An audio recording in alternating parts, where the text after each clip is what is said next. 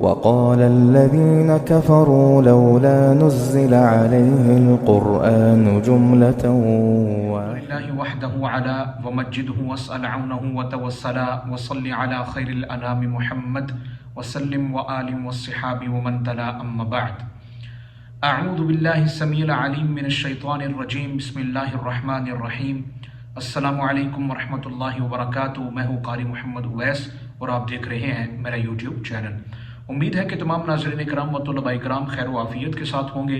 ان تمام احباب کا میں تہ دل سے شکریہ ادا کرتا ہوں جنہوں نے میرے چینل کو سبسکرائب کیا اور میرے ساتھ میرے مشن میں شامل ہوئے۔ دعا کریں کہ اللہ کریم مجھے اپنی منزل میں کامیابی و کامرانی و ترقی عطا فرمائے، درست تلفظ، ادائیگی تجوید کے ساتھ، عربی لب و لہجہ میں قراءات قرآنیہ کی شناسائی کے ساتھ، معرفت کے ساتھ قرآن پاک سیکھنے اور سکھانے کی توفیق عطا فرمائے۔ قراءت ثلاثہ کورس کا آج ہمارا لیسن نمبر 7 ہے اور آج کے سبق میں آپ کے سامنے پیش کروں گا ادغام کبیر اور ادغام صغیر کے متعلق قرۂ ثلاثہ کا مذہب۔ اس میں قرۂ ثلاثہ کا کیا مذہب ہے اور ادغام کبیر و صغیر میں کیا فرق ہے، تمام تر تفصیلات بمع امثلہ آج آپ کے سامنے میں پیش کروں گا۔ لازمی طور پر سبق کو شروع سے آخر تک سماعت فرمائیں تاکہ بعد میں کسی بھی قسم کے سوال کی ضرورت پیش نہ آئے۔ اگر آپ میرے چینل پر نیو ہیں یا ابھی تک آپ نے میرے چینل کو سبسکرائب نہیں کیا تو جلدی سے میرے چینل کو سبسکرائب کر دیں اور ساتھ میں دی گئی گھنٹی کے نشان کو بھی دبا دیجیے تاکہ میری ہر نئی ویڈیو کا نوٹیفیکیشن بآسانی آپ تک پہنچ سکے۔ تو آئیے سبق کا آغاز کرتے ہیں۔ محترم واجب القدر ناظرین کرام و طلباء کرام، سب سے پہلے تو ہم سیکھیں گے کہ ادغام کبیر اور صغیر میں فرق کیا ہے، ان کی تعریفات کیا ہیں۔ یاد رکھیں بہت سمپل سا آسان سا فرق ہے، مختصر موٹا موٹا یہی اپنے ذہن میں رکھیں کہ عمل کے اعتبار سے یعنی جس میں عمل زیادہ ہو وہ ادغام کبیر ہے اور جس میں عمل کم ہوا ہو وہ کیا ہے، ادغام صغیر ہے۔ یعنی عمل کے اعتبار سے ادغام کبیر اسے کہتے ہیں جہاں دونوں یعنی مدغم اور مدغم فی دونوں کیا ہوں، متحرک ہوں، تو وہاں کیا کرتے ہیں، پہلے کو یعنی مدغم کو کیا کرتے ہیں، ساکن کرتے ہیں اور پھر پہلے کو دوسرے میں کیا کر دیں گے، ادغام کر دیں گے۔ تو اس لحاظ سے یہ کیا ہوا، عمل زیادہ ہوا تو یہ کیا ہوا، ادغام کبیر۔ اسی طرح اس کے خلاف یعنی جو خود سے پہلے جو ہے اسے ساکن کرنے کی ضرورت نہ پڑے، جو پہلے اسے کیا ہو، ساکن ہو، تو اسے کیا کہتے ہیں، پہلا ساکن اور دوسرا متحرک اور پہلے کو دوسرے میں مدغم کریں گے تو اسے کیا کہیں گے، ادغام صغیر کہیں گے۔ خلاصہ یہ نکلا کہ مدغم اور مدغم فی دونوں متحرک ہو اور متحرک میں پہلے کو یعنی جو متحرک ہے مدغم اس کو ساکن کر کے تو ادغام کریں گے تو وہ کیا ہوگا، ادغام کبیر۔ ادغام صغیر یہ ہے کہ وہ پہلے سے کیا ہوگا، ساکن ہوگا۔ ٹھیک ہے، عمل کے اعتبار سے ادغام کبیر اسے کہتے ہیں جہاں دونوں حرف مدغم اور مدغم فی دونوں کیا ہو، متحرک ہو، دونوں متحرک میں سے پہلا جو متحرک ہے اس کو ساکن کر کے پھر اس میں کیا کرنا، ادغام کرنے کو ادغام کبیر کہتے ہیں۔ اور اگر پہلا ہی حرف خود ہی سے کیا ہو، ساکن ہو، تو اس کو کیا کریں گے، ادغام کو ادغام صغیر کہیں گے۔ ٹھیک ہے، ادغام کبیر اور ادغام صغیر میں یہ کیا ہے، فرق ہے۔ آگے جو ہے وہ ادغام کبیر ایک کلمہ کے مثلین میں 4 مقام پر ہوا ہے اور 2 کلموں کے مثلین میں 21 مقام پر کیا ہوا ہے، ادغام کبیر ہوا ہے۔ آج کے سبق میں ادغام کبیر کی جو مثالیں ہیں قرۂ ثلاثہ کے نزدیک وہ میں آپ کے سامنے رکھوں گا، تو اس کو آپ نے نوٹ کر لینا ہے نوٹ بک کے اوپر اور پھر اس کے بعد اس کو کیا کر لینا ہے، لکھنے کے بعد یاد کر لینا ہے۔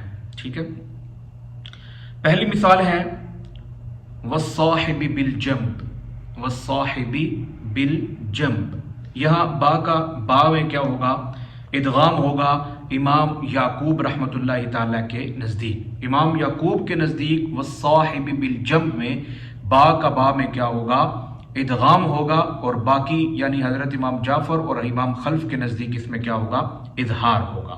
یعنی امام جعفر اور امام خلف والصاحبی بالجنب ہی پڑھتے ہیں لیکن امام یعقوب جو ہیں وہ والصاحب بالجنب پڑھتے ہیں، یعنی با کا با میں کیا کرتے ہیں، ادغام کرتے ہیں۔ اب دیکھ رہے ہیں والصاحبی بالجنب دونوں متحرک ہیں، پہلے کو کیا کریں گے، ساکن، پھر اس کو کیا کریں گے، مدغم کو مدغم فی کے اندر ادغام کریں گے، ملا دیں گے تو اسے کیا کہیں گے، ادغام کبیر، جو امام یعقوب رحمۃ اللہ تعالی کے نزدیک ہوگا۔ والصاحب بالجنب، والصاحب بالجنب، تو یہ کیا ہوگا، ادغام کبیر، جو پہلی مثال میں نے آپ کو سمجھ رکھی ہے۔ دوسری ربک تتمارا، ربک تتمارا، یہ والصاحب بالجنب سورۃ النساء میں، اور ربک تتمارا سورۃ النجم میں۔ ربک تتمارا میں جو ہے وہ وصلاً کیا ہوگا؟ ادغام ہوگا۔ ربک تتمارا، تا کا تا میں کیا ہوگا؟ ادغام ہوگا۔ وصل کی صورت میں امام یعقوب رحمۃ اللہ تعالیٰ کے نزدیک اور باقیوں کے لیے کیا ہوگا؟ اس میں اظہار ہوگا۔ باقی تتمارا ہی پڑھتے ہیں، لیکن امام یعقوب جو ہیں وہ اس کو پڑھتے ہیں ربک تمارا، ربک تمارا، فبأي آلاء ربك تمارا۔ ٹھیک ہے، امام یعقوب رحمۃ اللہ تعالیٰ کے نزدیک۔ آگے تیسری مثال اتمدوننی، اتمدوننی بمال، سورۃ النمل میں اتمدوننی بمال، ٹھیک ہے، نون کا نون کے ساتھ مد لازم کے ساتھ کیا کریں گے؟ ادغام کریں گے۔ نون کا نون کے ساتھ مع مد لازم کیا کریں گے؟ ادغام کریں گے امام یعقوب رحمۃ اللہ تعالیٰ کے نزدیک، اور باقیوں میں اس کے لیے کیا ہوگا؟ اظہار ہوگا۔ امام یعقوب کے نزدیک اتمدونی بمال پڑھیں گے، یعنی ادغام کریں گے، اور باقیوں کے لیے اظہار ہی پڑھیں گے، اتمدوننی ہی پڑھیں گے۔ ٹھیک ہے، امید ہے کہ آپ کو یہ سمجھ میں آ گیا ہوگا۔ اس کو ایسے پڑھیں گے والصاحب بالجنب ربک تمارا اتمدونی بمال۔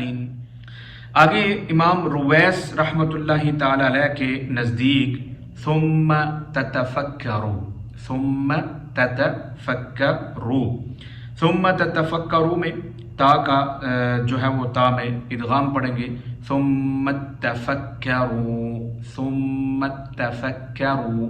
امام رویس کے نزدیک، امام رویس کے نزدیک وصلاً ملانے کی صورت میں کیا ہوگا؟ ادغام کبیر ہوگا، اور باقیوں کے لیے اس میں کیا ہوگا؟